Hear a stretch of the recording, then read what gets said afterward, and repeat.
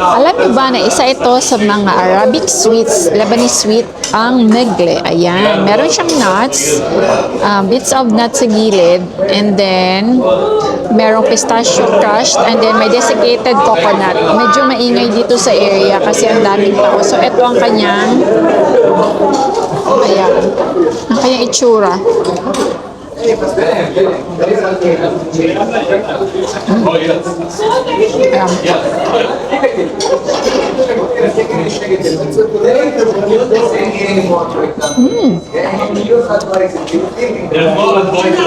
Sarap siya.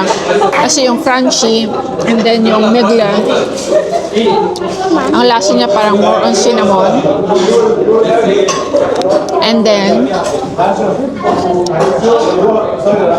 ano siya, mahimbing ko siya sa atin na hindi naman siya maha.